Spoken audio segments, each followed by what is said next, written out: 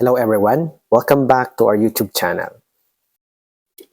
Today, we are going to evaluate the limit of functions. As you can see, we have 5 problems here. So let's start.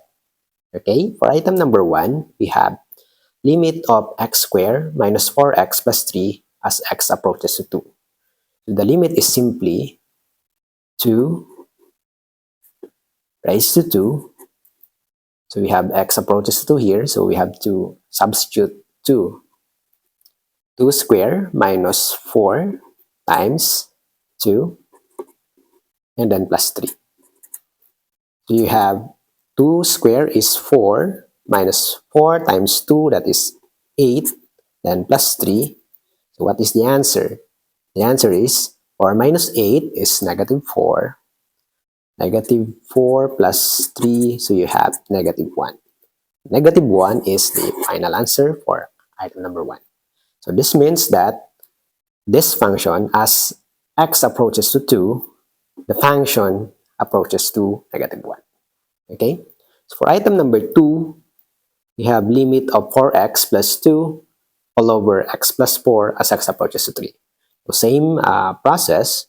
So 4 multiplied by 3 plus 2 all over 3 plus 4.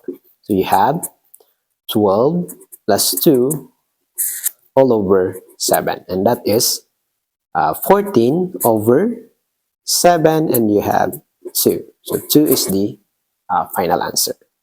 Next item, limit of square root of 3x all over x times square root of x plus 1 as x approaches 3. Okay, so you have on the numerator, we have 3 multiplied by 3 all over 3 square root of 3 plus 1. So you have square root of 9 over 3 square root of 4, right? So you have 3 here over 3 multiplied by 2. So that is 1/2. 1/2 is the answer. How about on item number 4? We have here limit of 2x plus cube root of x minus 4 as x approaches to 8. So the limit is simply 2 multiplied by 8 plus cube root of 8 minus 4. Okay, you have here 16 plus the cube root of 8 is 2. Since 2 times 2 times 2, you have 8. So you have here 2 minus 4.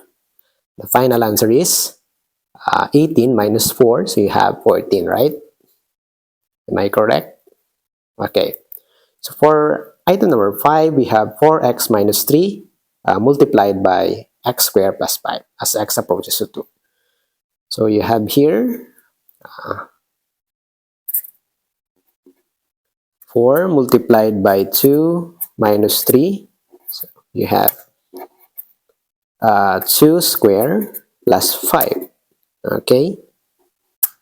So the answer is what?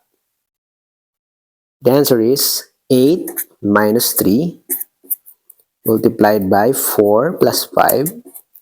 So here we have 5 times 9. So you have 45. So 45 is the answer for item number 5. Okay.